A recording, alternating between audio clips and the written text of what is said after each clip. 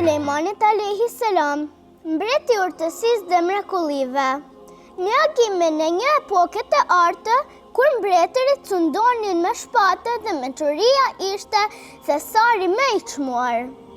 Një njeri u ngrit mbi të gjithë me fuqinë e besimit dhe urtësisë.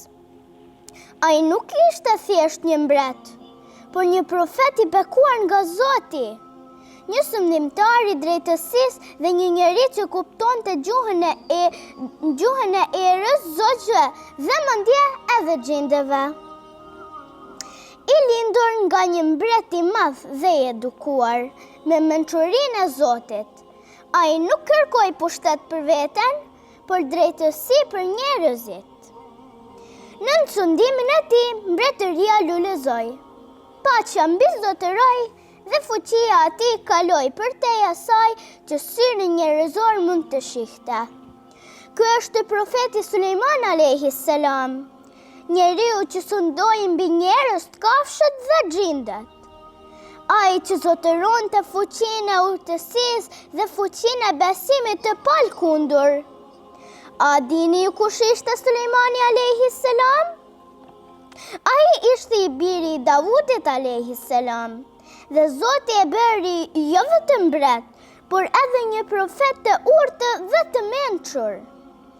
A dini se ai kishte diçka shumë të veçantë? Zoti ia dha aftësinë për të kuptuar gjuhën e kafshëve dhe për të sunduar mbi erërat e xhindet. Si mund një njeri të flasë me milingonët dhe zogjt? Si u bë ai mbreti më i drejtë që ka jetuar ndonjëherë? Le ta zbulojmë bashkë.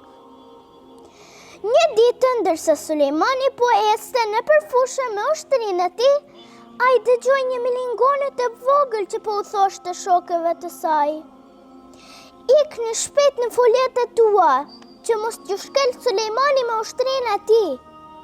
A mund ta besoni këtë? Ai dëgjoi milingonin duke folur. Sulejmani buzëqesh dhe tha: "O Zoti im, më bëj falënderues për dhuratat që mi ke dhënë. A nuk është kjo gjë e mrekullueshme? Si do të ishte sikur dhe ne të kuptonim gjuhën e kafshëve?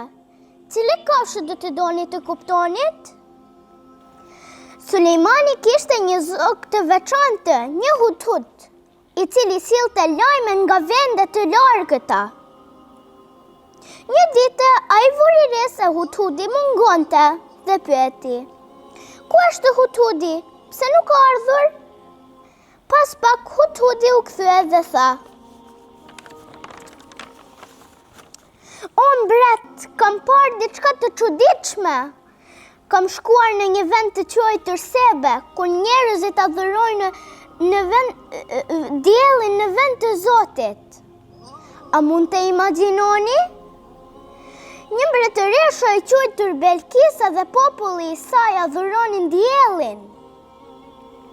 Sulejmani vendosi t'i dërgonte një letër mbretëreshës Belkisa, duke e ftuar të adhuronte vetëm Zotin e vërtet. Mbretëresha Belkisa ishte një grua e mençur dhe kuptoi se Sulejmani nuk ishte një mbret i zakonshëm. Për ta parë fuqinë e tij, ajo vendosi ta vizitonte.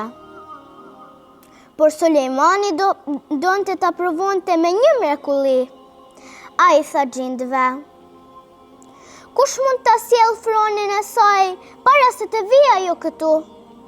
Një xhind tha: "Unë mund ta sjell për disa orë." Por një tjetër, i cili kishte njohuri nga librat e shenjtë, tha: "Unë mund ta sjell për 1 sekondë." Dhe brenda një çasti, froni i madh dhe i rëndët i mbretëreshës Belkisa u shfaq para Sulejmanit.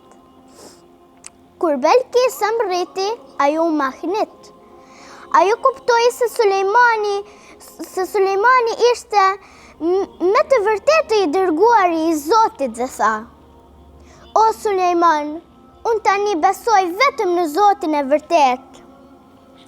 A nuk është kjo histori e mahnitshme?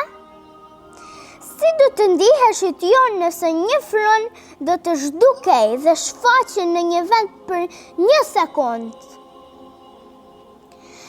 A dini se Sulejmani kishte gjinde që punonin për të? Gjindet i ndërtonin pallate të mëdha, kulla të larta dhe mandje nxjerrnin thesaren nga fundi i detit. Por a dini çfarë ndodhi kur Sulejmani ndërroi jetë? Ai ishte I ulur mbi shkopin e tij, duke I vëzhgruar gjindet teksa punonin. Ata menduan se ai po I shikonte, ndaj vazhduan të punonin pa u ndalur për muaj të tërë. Derisa një ditë, një krimbe kafshoi shkopin e tij dhe ai u thye. Sulejmani ra në tokë. Atëherë gjindet e kuptuan se ai kishte ndërruar jetë shumë e kohë më parë. Çfarë mesi morën ata? As gjindet nuk dinë të ardhmen, vetëm Zoti di çdo gjë. Pas vitëve të studimit të tij të drejtë, profeti Sulejman alayhis salam u largua nga kjo botë, por trashëgimia e tij mbeti e pavdekshme. Ai la pas një mbretëri që lulëzoi në drejtësi, mençuri dhe adhurim ndaj Zotit. As pallatet e tij të arta, as ushtria e tij e fuqishme nuk e mbajtën të përjetshëm, por emri dhe urtësia e tij jetonte përgjithmonë në zemrat e atyre që kërkojnë vërtetën dhe drejtësinë. Sepse fuqia vërtet nuk qëndron në pasuri dhe pushtet, por në besim, drejtësi dhe përullësi ndaj Zotit. Unë nga historia e Sulejmanit mësova duaj kafshët sepse ato janë krijesat e Zotit që meritojnë gjithashtu dashuri dhe respekt si ne.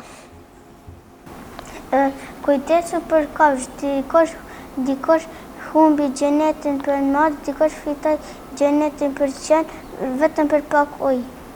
Historia e Sulejmanit na mëson se fëmijët ndjekin prindërit jo vetëm me hapa, por edhe me vepër. Prandaj prindër shikoni me kujdes ku vendosni hapin, sepse ne gjithmonë ndjekim gjurmët e juaja.